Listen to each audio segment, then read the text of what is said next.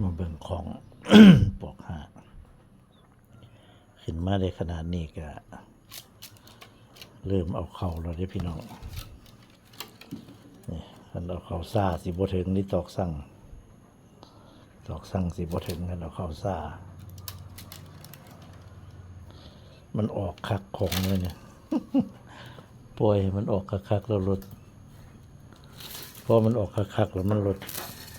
สิเป็นของเตี้ยได้บัดสิออกทรงเตี้ยจักหน่อย ต่อตอกกับต่อเส้นหลังสุดนี่ละก่อนปล่อยมันเป็นเส้นหลังแล้วยังค่อยต่อปอกหาขาม3รอด2สิต่อเบิดสุดสิ้น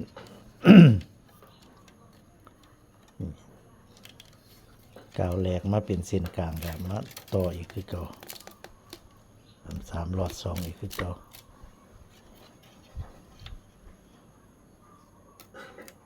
หักส่วนมันออกต่อเส้นต่อมาเส้นถัดมาอีกจีบ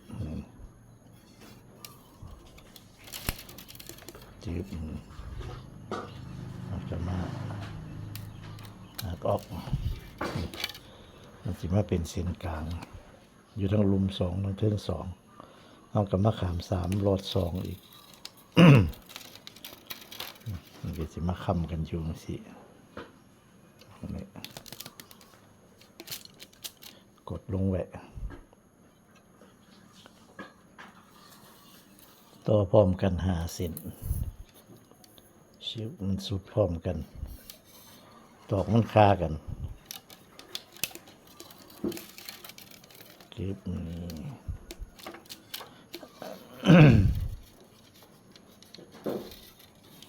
ต้องบังคับเขาอย่างเร็ว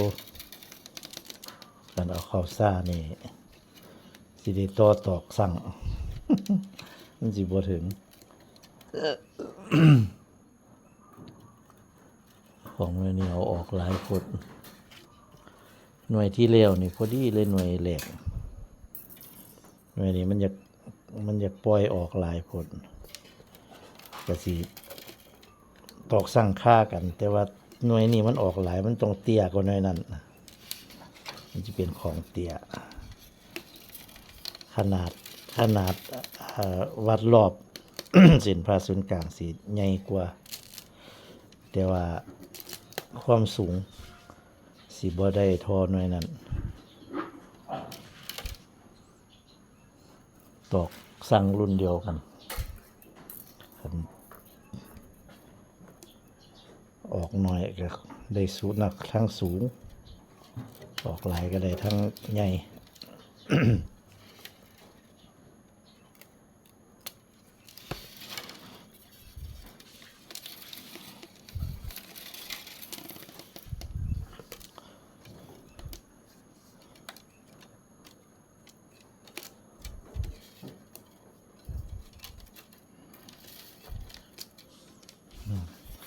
ขึ้นมาช่วงนี้มันตอกสั่งมันห่างขึ้นมาช่วงนี้ตอกสั่งมันห่างตอกสารแข็งก็ว่าแข็งก็เกิดบ่แข็งเขาดิหน่วยแล้วนี่มันบ่ออกลายปานนี้เพราะมันขึ้นมาช่วงนี้นี่มันพอดีไม่ตอกสุดเนี่ยลมแข็งสำนี้มันสิพอดีเลยสารแต่ว่าหน่วยนี้มันยังอยากอ่อนอยู่เวลามันพองออกคักๆนี่มันตอกสั่งมันก็สิห่างออก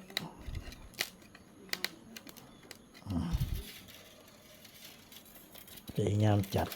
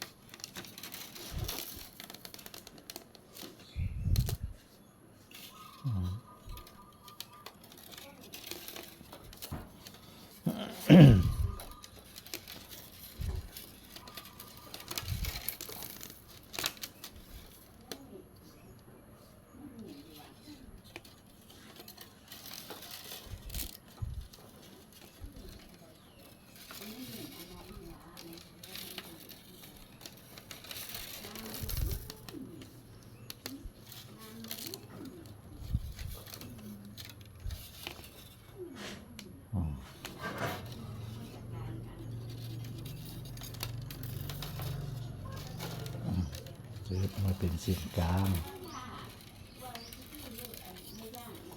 จับเส้นกลางเดินต่อก็ว่าเป็นเส้นหน้ามันเป็นเส้นหน้าแล้วก็ปล่อยไว้แล้วก็จับขึ้นมาเดินเส้นหลัง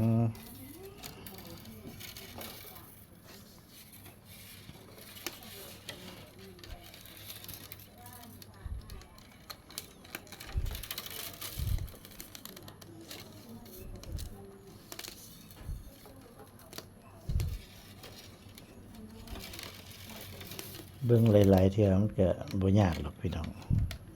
คันเฮาเบิ่งดูๆมันก็ลืมตาเฮาก็เฮ็ดเป็น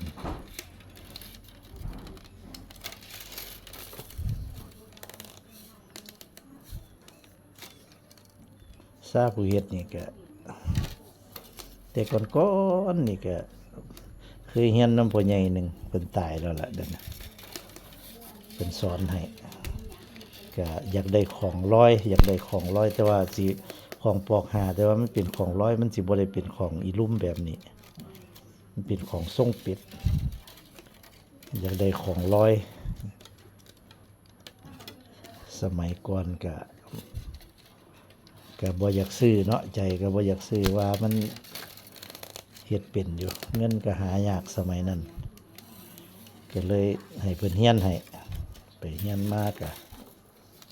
เรียนนำเพิ่นสานแล้วหน่วยนึงนี่ล่ะได้ของใส่เราก็เลยบ่ได้สานต่อสานได้หน่วยนึงเพิ่นพาสานได้หน่วยนึงแล้วก็เพิ่นบอกให้แล้วก็ถึงสารเอาถึงเพื่อเพิ่นก็สารซอยเนี่ยแล้วก็ใส่ของหน่วยนั้นขาดแล้วก็บ่ได้สารอีกก็ลืมเบิดเพราะว่าเฮาบ่ได้เฮ็ดต่อเนื่องเด้จนพี่ละจนช่วงมาเฮ็ดคลิปนี่ก็มาเบิ่งผู้เฒ่าเพิ่นสารแล้วก็มาเฮ็ดคลิปนำเพิ่นไทยทำนำเพิ่นนี่แหละก็จื้อเอาจื้อนำเพิ่นเฮาเฮ็ดเฮาเบิ่งซุมื้อถ่ายซุมื้อเฮาก็เบิ่งซุมื้อก็ฮู้จักวิธีเพิ่นเฮ็ดเทคนิคต่างๆเพิ่นพาเฮ็ดก็จื้อเอาตามนั้นบัดที่นี่ช่วงนั้นก็บ่ทันได้เฮ็ดดอกเจ้าของก็บ่ทันได้ถ่ายบ่ทันได้เฮ็ดมีแต่ถ่ายอย่างเดียวบัดนี้ผู้เฒ่าซุ่มที่เพิ่นเป็นสร้างที่เฮาไปถ่ายเพิ่นนั่นเพิ่นตายหนีจากเบิดแล้วบัดนี้สร้างเพิ่นน่ะ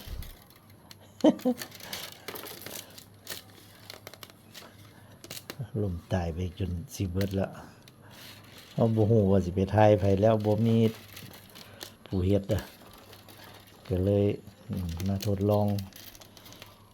เฮ็ดสารเอาลองเบิ่งเจ้าของก็เลยมาทดลองตัดใหม่มาทดลองเอา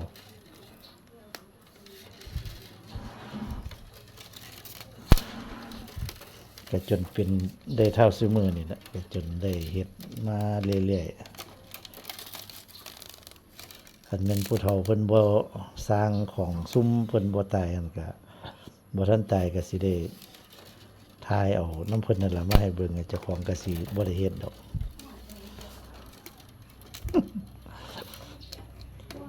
ย้อนเพิ่นสร้างเพิ่นตายปลาเบิดเราบ่รู้ว่าสิไปถ่ายเอานำไผก็เลยเจ้าของก็เลยเฮียนเฮ็ดเอาเลยตัดไม้มาแล้วก็มาเฮ็ดเลยมองได้บ่เข้าใจก็เปิดคลิปเจ้าของนั่นล่ะเบิ่งสุดท้ายก็มันก็บ่ได้ยากหรอกพี่น้องง่ายๆแต่ว่าส่วนใหญ่คนบ่เฮ็ดนี่คือบ่แม่นว่ามันเฮ็ดยากเพิ่นขี้คร้านเฮ็ดนะ คนเพิ่นขี้คร้านมันเฮ็ดมันก็แม่นเฮ็ดขายมันก็บ่พอสิไปหน้ามาหลังบ่พอสิได้สิดีอิหยังดอกบ่พื้นของก็ได้แต่ว่าก็ได้ขายดีอยู่บ่พื้นก็ได้แต่สิให้มันได้กุมปากกุมท้องมันก็บ่ได้ดอกพี่น้องใช้เวลาโดนของหน่อยนึงก็2-3 มื้อ3 มื้อ 4 มื้อส่วนสิจัดตอกส่วนสิเล้าตอก ว่าสิมาสารแล้วก็บ่แล้วส่วนสิมาถักจังเฮ็ดง่าเฮ็ดหยังก็ใช้เวลาอีกเป็นมื้อพุ่นเด้ตกแต่งเสร็จตีนเฮ็ดหยังมันคนปกติแล้วก็เจ้าก็บ่มาเฮ็ดดอกส่วนใหญ่สิเป็นพวกที่ไป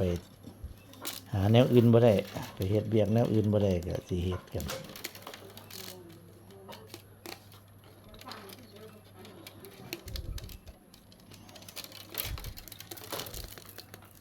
สานมาเละๆนี่เดินเส้นหลังต่อมาเป็นเส้นกลางก็จับต่ออีกนี่เดินอีกก้าวหนึ่งก็มาเป็นเส้นหน้าแล้วก็ปล่อยไว้แล้วก็กลับขึ้นมาเดินเส้นหลังนี่เอาสิเอาเข่าเราได้บาดเอาเข่า3สิบ่ถึงเลยตอกมันต้องเอาเข่าย่างเดียว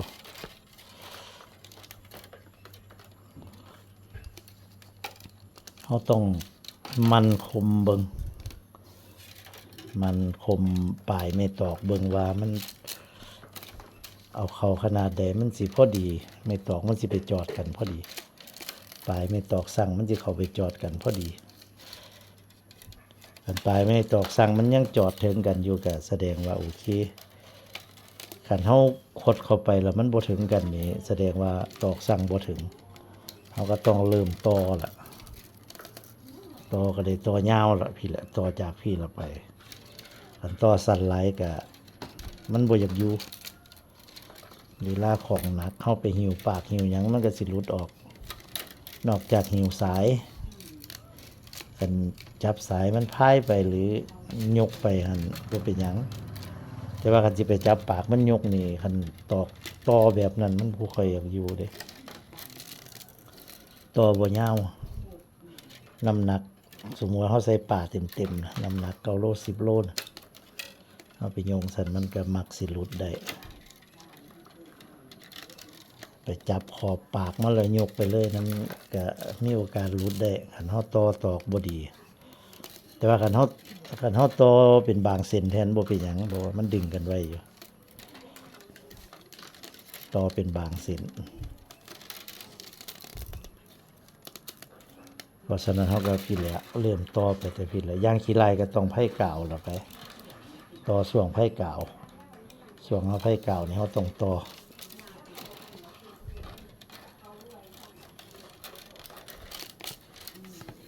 เป็นไผกาวที่แน่นๆคองแน่นๆมันก็บ่ออกดอกบางคองบางเจ้านี่มันเขาเจ้าเฮ็ดตอกบ่แข็งบ่แน่นมันก็มีโอกาสคันเฮาไปหิวปากมันใส่ป่าใส่นั่นหนักๆไปหิวปากนี่มันก็รูดออกไป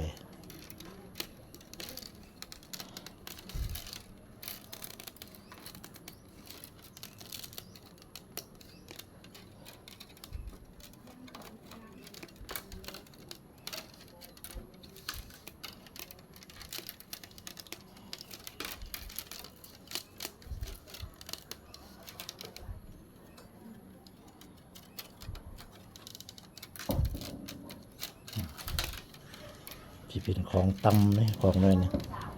ใหญ่ตำ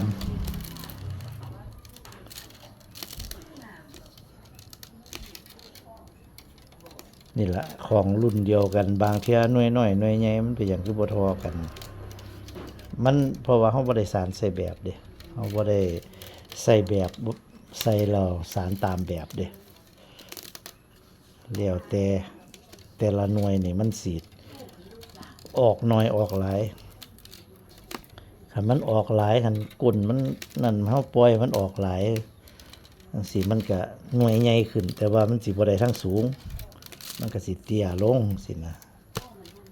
แต่ว่าคันหน่วยใดมันออกน้อยมันก็ได้ทั้งสูง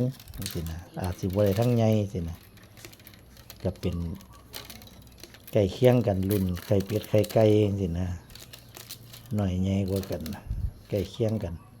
แต่สรุปแล้วมันก็ทอกันนั่นแหละแต่ว่ามันหังเพราะว่าตอกสั่งมันคากันเด้เฮาเอาตอกสั่งเป็นเกณฑ์เอา โอ้ยตอกอันนี้มันสารบ่สุดตัวนี้โอ้มันเหลาบ่สุดตัวนี้ โอ้ยเราตอกจังไดเนาะบัดนี้ลองดูพี่น้อง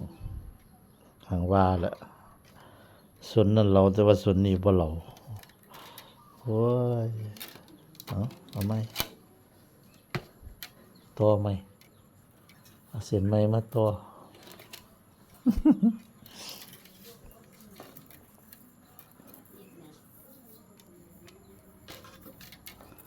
ลังเทียกันเลยเราตอกกันเลยทิศว่าตัวหักเอกออกหักออกเป็นเราไม่ขั้นเดียวอีกบอกกระถิ่มไปเลยเอก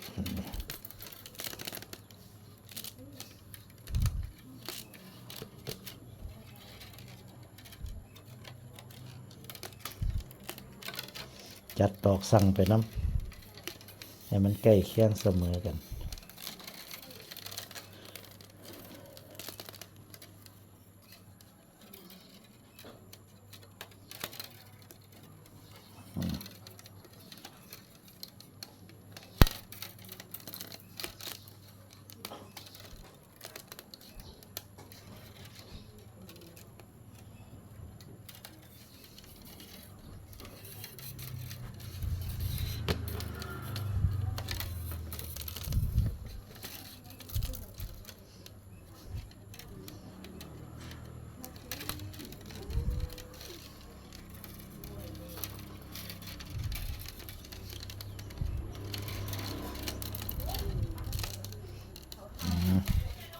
ดิตอกมันเริ่มออมเขาแล้วเอาเขาจ่อเขาสำหรับคลิปนี้ก็ให้เบิ่งของปอกหานี่สารขึ้นมาตอนเขาเริ่มเสียเอาทรงเริ่มเสียเอาเขารุ่นว่าตอกสั่งสิถึงบ่ถึงกันบ่ถึงก็ได้ต่อเสียบไหมสำหรับคลิปนี้ไปเบิ่งซ้ำนี้คลิปต่อไปก็ติดตามต่อไปสวัสดีครับ